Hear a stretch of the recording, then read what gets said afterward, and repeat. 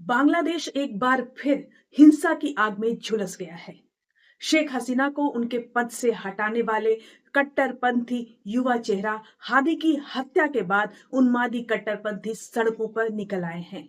शेख हसीना के घर को आग के हवाले कर दिया गया। शेख हसीना की पार्टी अवामी लीग के मुख्यालय को जला दिया गया। साथ ही ये भी कहा जा रहा है कि जो हत्यारे आए थे वो बॉर्डर क्रॉस कर भारत में घुस गए हैं।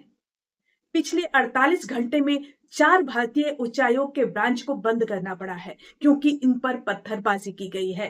भारतीय उच्चायोग को भी फाइनली अभी बंद कर दिया गया है। इससे पहले बांग्लादेश के 2 प्रमुख अखबारों के दफ्तरों को तोड़ डाला गया। डेली स्टार और प्रमुखों आलो के दफ्तरों में तोड़फोड़ की गई। यहां आगजनी की गई। यहां मौजूद करीब 25 पत्रकारों को क्रेन के सहारे बचाया गया है।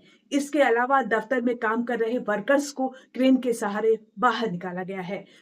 बांग्लादेश में जगह जगह अवामी लीग के ऑफिस में तोड़फोड़ की गई है। कट्टरपंथियों ने नंगा नाच सड़कों पर किया है। बांग्लादेश में सबसे ज्यादा बिकने वाले पेपर में डेली स्टार का नाम आता है, जिसको कट्टरपंथियों का निशाना बनना पड़ा है। यहाँ एक हिंदू युवक मजदूर को बुरी तरह मारा गया है और उसके बाद उसे जिंदा जला दिया गया। इस घटना के बाद हिंदुओं में दहशत का माहौल है। उन्हें सरेआम अत्याचार का सामना करना पड़ रहा है। एक बार फिर से हिंसा की चपेट में बांग्लादेश आ गया है। कट्टरपंथियों ने बांग्लादेश के ढाका में मौजूद कल्चरल सेंटर को भी निशाने पर लिया है। यहाँ आगजनी की गई है। यहाँ गुरुदेव रविंद्रनाथ टैगोर की रखी महत्वपूर्ण पुस्तकें, किताबें, यहाँ तक कि कविताएं और म्यूजिकल इंस्ट्रूमेंट्स को भी नहीं छोड़ा गया है। यहाँ तक कि बांग्लादेश के राष्ट्रीय कवि नजरुल इस्लाम की पुस्तकों में भी आग लगा दी गई है। बहुत ही बुरा हाल है। कल्चरल सेंटर के आर्ट गैलरी में लगे जितनी भी कलाकृतियां थी, उन्हें भी कट्टरपंथियों ने नष्ट कर दिया है। बांग्लादेश यानी बंगाल की ऐसी संस्कृति जहां संगीत जिसकी आत्मा में बसती है, उसकी आत्मा को खत्म करने की कोशिश की गई है। ये कट्टरपंथी जिहादी बांग्लादेश को पूरी तरह उसकी आत्मा को निकाल देना चाहते हैं। यहां तक कि भारत को भी धमकियां दी जा रही है। इन सभी घटनाओं पर भारत सरकार की तीखी नजर है। भारत सरकार के विदेश मंत्रालय ने बयान जारी कर कहा है कि कट्टरपंथी इस्लामी हादी के मर्डर में भारत का कोई हाथ नहीं है और भारत इस आरोप को सिरे से खारिज करता है। भारत ने यहां तक कहा है कि बांग्लादेश में भारत चाहता है कि शांतिपूर्ण फरवरी में होने वाला चुनाव हो ताकि चुनी हुई सरकार बने जो सारे लोगों को साथ लेकर चले और देश को आगे बढ़ाए। भारत का कहना है कि फिलहाल जो अंतरिम सरकार है वो शांति स्थापित करे और कानून व्यवस्था लाए बांग्लादेश में। सारे कट्टरपंथियों के अत्याचारों के बीच पुलिस और सेना मूक दर्शक बनकर रह गई है। तो अब ये भी जान लेते हैं कि उस्मान हादी आखिर कौन था जिसके चलते बांग्लादेश में एक बार फिर कट्टरपंथी सड़कों पर उतर आए हैं। उस्मान हादी शेख हसीना की सरकार को हटाने वाला कट्टरपंथी युवा चेहरा था।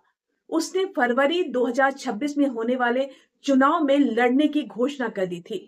वो इसी सिलसिले में ढाका के विजयनगर इलाके में कैंपेन के लिए गया हुआ था। वह जब शाम को कैंपेन कर वापस लौट रहा था रिक्शा से, तो उस पर बाइक सवार 2 लोगों ने गोलियां चलाई। इस हमले में वो गंभीर रूप से घायल हो गया और इसके बाद उसे ढाका के नजदीक मेडिकल कॉलेज अस्पताल में भर्ती कराया गया। यहां उसकी गंभीर हालत को देखते हुए उसे सिंगापुर एयरलिफ्ट कर दिया गया था। सिंगापुर में उसकी मौत हो गई। मौत के बाद कट्टरपंथी और उन्मादी हो गए।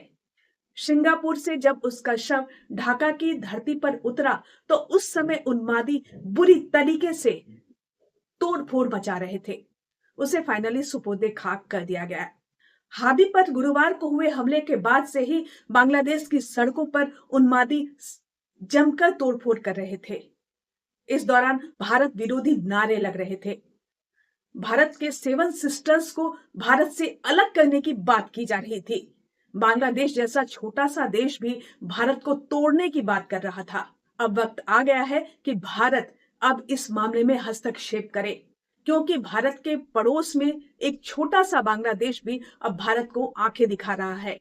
हिंद महासागर में भारत के मछुआरों को परेशान किया जा रहा है। बांग्लादेश ने पिछले कुछ दिनों पहले ही भारत के मछुआरों को टक्कर मारकर समुद्र में गिरा दिया था। अब इसके बाद भारत सरकार को कड़े कदम उठाने की जरूरत है।